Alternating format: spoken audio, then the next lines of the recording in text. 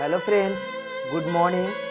जैसा कि आप लोगों को मैं पिछले वीडियो में त्रिकोणमिति का ऑब्जेक्टिव प्रश्न आप लोगों को हल करवाए थे, आज मैं आप लोगों को जहां तक हम लोग बुक में पढ़ लिए हैं, हम लोग लगभग में आधा किताब पढ़ लिए हैं 10th क्लास का।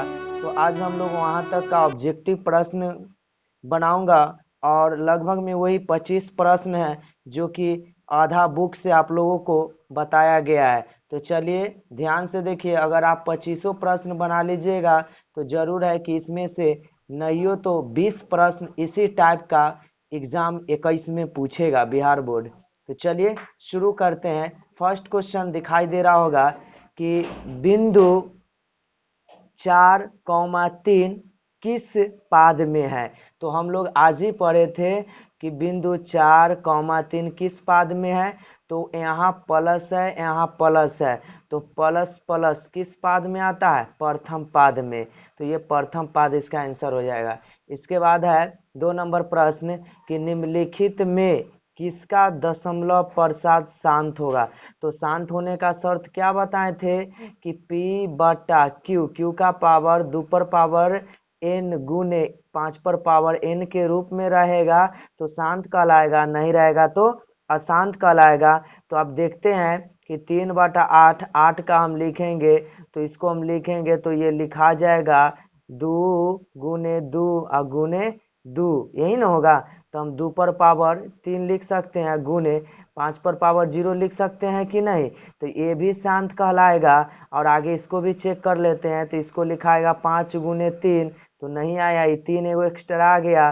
फिर इसको हम लिख सकते हैं 5 गुने 5 लिख सकते हैं ना, तो 5 पे पावर 2 गुने 2 पर पावर 0 नहीं लिख सकते हैं। ये भी शांत होगा, ये नहीं होगा, मतलब इसमें 2 शांत आ गया, कोई दिक्कत। अब इसके बाद त्रिकोणमिति का मैं आपको एक वीडियो अलग से लोड कर चुका हूं, वहां से आप लोग त्रिकोणमिति का सभी ऑब्जेक्टिव प्रश्न देख लीजिएगा। ऐसे 1-2 क्वेश्चन दे दिए इसमें। 3 नंबर प्रश्न है कि cot 90 डिग्री माइनस थीटा बराबर है। तो cot 90 डिग्री माइनस थीटा बराबर क्या होता है? tan theta. इसके बाद है 4 नंबर प्रश्न, ध्यान से देखिए। यदि बहुपद px बराबर x square minus 2x minus 6 के शून्यक अल्फा इंटू बीटा हो तो अल्फा इंटू बीटा का मान होगा। तो आप लोग को पता होगा, फॉर्मूला बताए थे कि अल्फा इंटू बीटा मतलब शून्यकों का गुणनफल अल्फा इंटू बीटा बराबर होता है c बाई ए। तो c का वैल्यू कितना होगा? -6 और a का वैल्यू 1 हो जाएगा, तो इसका वैल्यू आ जाएगा -6। -6 कहाँ है? Option number B. क्या समझ में आ रहा है कि नहीं? चलिए अब आगे देखते हैं हम लोग प्रश्न। ध्यान से देखते रहिए, सभी प्रश्न आप लोग को समझ में आ जाएगा। अब 5 नंबर प्रश्न है, द्विघात बहुपद x square plus 3x plus 2 के शून्यक है। तो पहला गुणे तीसरा पर जब हम हल करेंगे तो इसका शून्य क्या निकल के आएगा। तो देखते हैं, इसको लिख सकते हैं x square plus 2x plus x plus 2, ऐसे लिखाएगा कि नहीं। तो यहाँ पे क्या करेंगे, इसमें से कॉमन आ जाएगा, x कॉमन आ जाएगा तो x प्लस 2, फिर कॉमन आ जाएगा प्लस 1, तो कॉमन आ जाएगा x प्लस 2। दोनों बीच में बराबर है मतलब सही है। तो हम इसको क्या करेंगे, दोनों के बदला एगो x रख लेंगे डिब्बा में, फिर इसको एगो डिब्बा में बंद कर देंगे और बराबर में 0 दे देंगे। इसको एक बार 0, फिर इसको एक बार 0 बराबर करेंगे तो x का मान -2 और y का फिर x का मान -2, मतलब x का मान -2 और x का मान -1 निकला। तो कहाँ है -2 -1, चाहे -1 चाहे -2, कहाँ है? ऑप्शन नंबर ए है, कोई दिक्कत। इसके बाद है 6 नंबर प्रश्न, निम्न में से कौन सी भाज्य संख्या है, मतलब इनमें अभाज्य संख्या, अभाज्य संख्या पूछ रहा है। तो हम लोग अभाज्य संख्या पढ़े थे ना, जिस वैसी संख्या जिसमें एक और स्वयं के अलावा किसी दूसरे संख्या से भाग न लगे उसे अभाज्य संख्या कहते हैं। तो देखते हैं, इसमें एक से ही लगेगा ना तो स्वयं से ही लगेगा। चलो एगो अभाज्य संख्या मिल गया, इसमें 1 से लगेगा, 5 से लगेगा, फिर 25 से। दूसरा आ गया कि नहीं, ये अभाज्य संख्या नहीं कहलाएगा, ये भाज्य संख्या कहलाएगा। इसमें 1 से, 16 से, 2 से, 4 से, 8 से, मतलब इसमें बहुत ऐसे संख्या जिससे भाग लगता है, तो ये भी भाज्य संख्या कहलाएगा। ये भी भाज्य संख्या कहलाएगा। 1 से, 3 से, 5 से, 15 से, ये भाज्य मतलब अभाज्य संख्या 29 होगा। कोई दिक्कत? इसके बाद 10 स्क्वायर माइनस 1 स्क्वायर थीटा का मान कितना होता है? 1 होता है। इसके बाद 8 नंबर प्रश्न है, निम्न में से कौन सा परमेय संख्या नहीं है? ध्यान देखिए, अपरमेय संख्या नहीं है, मतलब परमेय पूछ रहा है, तो क्या ये परमेय होगा? नहीं होगा, क्योंकि ये रूट 3 जो है, 3 जो रूट में, इसीलिए अपरमेय। मतलब अपरमेय किसको कहते हैं? अपरमेय किसको कहते हैं? आपको बताए थे कि P/Q के रूप में रहेगा तो परमेय कहलाएगा, नहीं रहेगा तो अपरमेय कहलाएगा।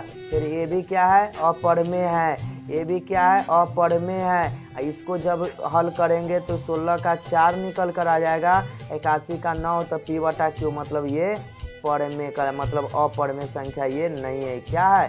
परमेय है। समझ में आ रहा है कि नहीं? चलिए अब हम लोग देखते हैं 9 नंबर प्रश्न।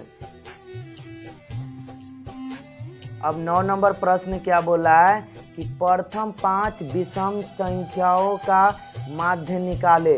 तो ध्यान रखिएगा, माध्य बोला है, माध्यिका नहीं बोल रहा है। माध्यिका के लिए दूसरा फॉर्मूला होता है, सम के लिए अलग होता है, विषम के लिए अलग हो रहा है, लेकिन यहाँ माध्य कह रहा है तो जितना कहेगा उतना लिख देंगे। तो 5 बोला है ना, विषम संख्या बोला है, तो विषम संख्या कहाँ से स्टार्ट होता है? 1 से। तो 1 हो जाएगा, 3 हो जाएगा, 5 हो जाएगा, 7 हो जाएगा और 9 हो जाएगा। 5 को प्रथम विषम संख्या लिख दिए। 5 को बोला है तो संख्या क्या है? 5 को, तो बाटा में 5 दे देंगे। अब सबको जोड़ो तो कितना आ रहा है? मेरे हिसाब से 25 आएगा। जोड़िए तो 9 और 1 10, 10 और 5 15, अब 15 और इधर 10, 25, अब बटा 5, 50 25, कितना आ गया? माध्य 5 आ गया, तो ऑप्शन नंबर सी हो जाएगा। कोई दिक्कत? इसके बाद बोला है काटिए तल में स्थित किसी बिंदु 3, -4 के कोटि का मान। तो बताए थे ना, x को भुज कहते हैं, y को कोटि कहते हैं, तो पहले वाला मान x का, दूसरा मान y का, तो y का मतलब कोटि का मान हो जाएगा -4। क्या है -4? Option number A. अब इसके बाद 11 नंबर प्रश्न है, यदि साइन थीटा बराबर कॉस थीटा तो थीटा का मान होगा, मतलब ये दोनों कब बराबर होता है? तो जब हम लोग थीटा का मान 45 डिग्री लेते हैं, तब ये दोनों आपस में बराबर हो जाता है। इसे त्रिकोणमिति का आप लोग वीडियो देख लीजिएगा, अलग से दिए हुए है। फिर इसके बाद 12 नंबर प्रश्न है कि बिंदु -5, -3 डैश डैश चतुर्थांश में पड़ेगा, मतलब यह बिंदु कौन पाद में जाएगा, कौन चतुर्थांश में जाएगा? तो माइनस माइनस है, तो माइनस माइनस कहाँ पे आता है? तृतीय में, तो ये तृतीय में जाएगा। कोई दिक्कत? इसके बाद आगे देखते हैं।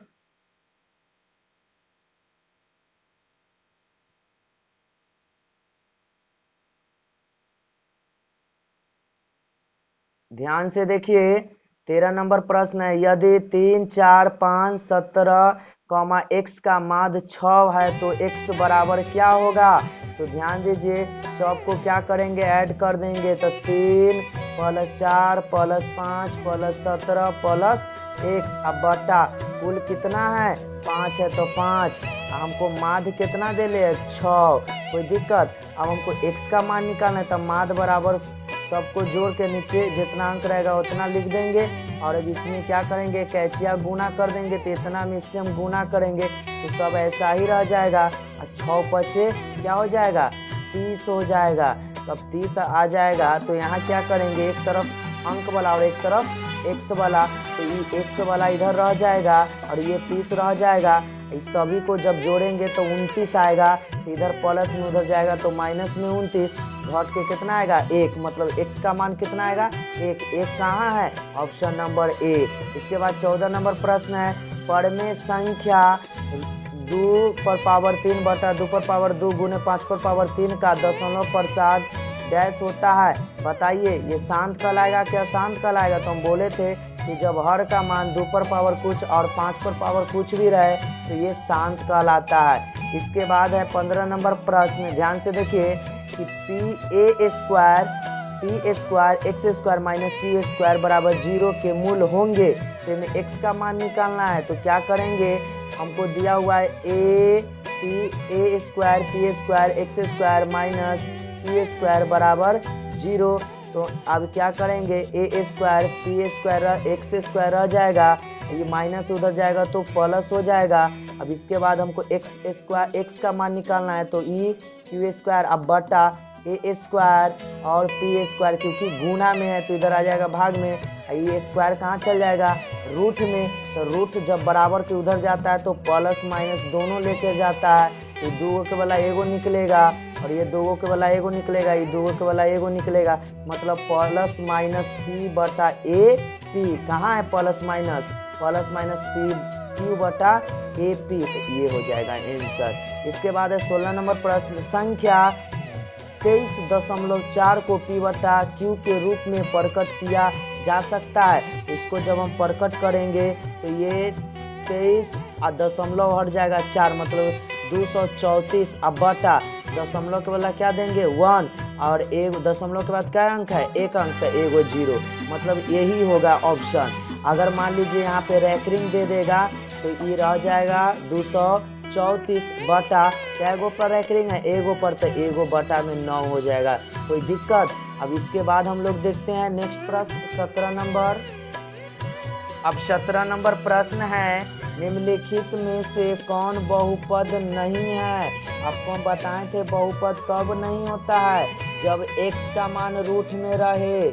ठीक है, यहाँ ध्यान दीजिए, जब x का मान रूट में रहे, चाहे x का पावर माइनस में रहे, चाहे x बटा में रहे, तो बहुपद नहीं कहलाएगा। तो देखिए ये x वाला है तो ये बहुपद कहलाएगा। कौन बहुपद तो नहीं पूछ रहा है ना, लेकिन बहुपद पूछ रहा है, कोई भी रहे, रैखिक रहे, द्विघात रहे, त्रिघात रहे, लेकिन बहुपद होना चाहिए। तो ये बहुपद है, ये भी बहुपद है, ये भी बहुपद है, क्योंकि x रूट में नहीं है, 3 ना रूट में है, लेकिन ये x बटा में, इसीलिए ये बहुपद नहीं होगा। तो इसका आंसर ये हो जाएगा। इसके बाद 18 नंबर प्रश्न है, यदि 2x-4 बराबर x + 5 तो x का मान बताइए। तो ये तो साधारण है, एक तरफ x वाला एक तरफ अंक वाला, तो ये 2x, ये प्लस है, इधर आएगा तो -x बराबर 5 रह जाएगा, ये माइनस उधर जाएगा तो प्लस हो जाएगा।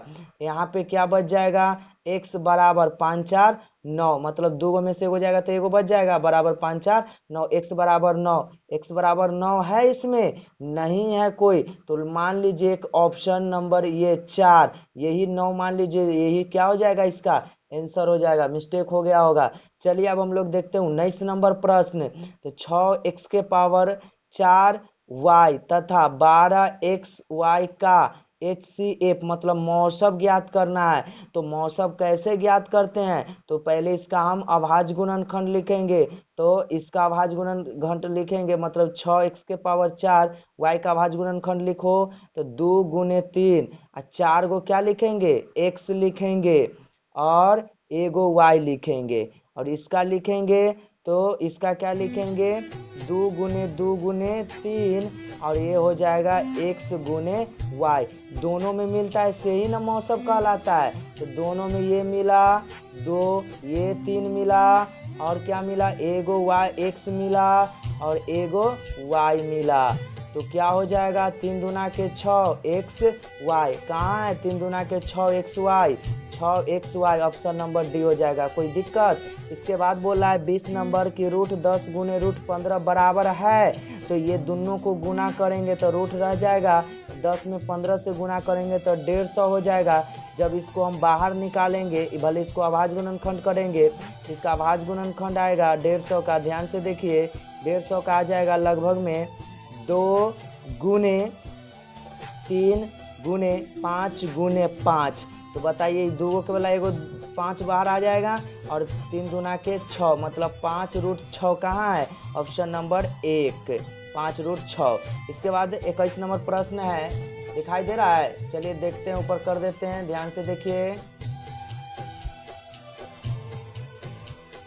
21 नंबर प्रश्न है, सरल रेखा x बराबर -2 तथा y बराबर 3 का कटान बिंदु है, तो x का मान -3, तो पहले x का मान रहता है फिर y का मान रहता है, तो खोजिए -2 और 3 कहाँ है, -2 और 3 यही ना है, तो ये ऑप्शन नंबर बी हो जाएगा। कोई दिक्कत? इसके बाद 22 नंबर देखिए, यदि a और b अभाज्य संख्या है तो a और b का लौसव है, मतलब हम जब a का अभाज्य गुणनखंड निकालेंगे तो यही आएगा, b का अभाज्य गुणनखंड निकालेंगे तो b होगा। कह रहा है कि a और b अभाज्य गुणनखंड है, मतलब अभाज्य संख्या है, तो इसका अभाज्य गुणनखंड निकालेंगे इतने हो जाएगा। लौसव पूछ रहा है तो लौसव क्या करते हैं, मिलता है न मिलता है उसको भी गुना करते हैं, इसमें तो कोई नहीं मिला है मतलब गुना करेंगे, तो दोनों को गुना कर देंगे तो a b, इसका ऑप्शन नंबर कौन हो जाएगा, सी हो जाएगा। इसके बाद 23 नंबर प्रश्न है, मूल बिंदु का निर्देशांक कितना होता है, आपको ग्राफ में बताए थे मूल बिंदु का निर्देशांक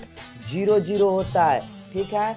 इसके बाद है 24 नंबर प्रश्न, बिंदु 6, 5 का x नियामक, मतलब x नियामक किसको कहते हैं, x अक्ष को कहते हैं, चाहे भुज को कहते हैं, तो इसमें पूछ रहा है कि x नियामक कौन होगा, मतलब x का मान कौन है, 6 है, तो ऑप्शन नंबर कौन हो जाएगा, ए हो जाएगा। क्या कोई दिक्कत? इसके बाद अब हम लोग देखते हैं 25 नंबर प्रश्न, लास्ट प्रश्न है, द्विघात बहुपद 2x² - 5x - 3 के शून्यकों का योग है, मतलब शून्यकों का योग क्या होता है, अल्फा प्लस बीटा बराबर -b/a, तब बताइए माइनस रह जाएगा b का वैल्यू कितना है -5 बटा a का वैल्यू कितना है 2, तो बताइए माइनस प्लस 5 बटा कितना हो जाएगा 2, कहाँ है 5/2, ऑप्शन नंबर डी। ये प्रश्न का आंसर आपको खुद बताना है, बहुत अच्छे प्रश्न है, देखते हैं आप लोग ये प्रश्न का जवाब दे पाते हैं कि नहीं, और कमेंट बॉक्स में जरूर कमेंट कीजिएगा।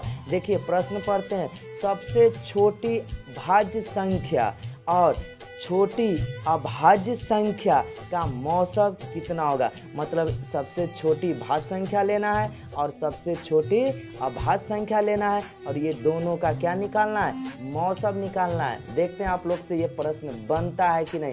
अगर ये प्रश्न आप लोग से बन जाएगा तो हम उम्मीद करते हैं कि आप 2021 में, मतलब बिहार बोर्ड 2021 में जब बैठिएगा तो फिक्स है कि ये वीडियो से आपको 25 प्रश्न बन जाएगा, 60 में 25 प्रश्न बन जाएगा।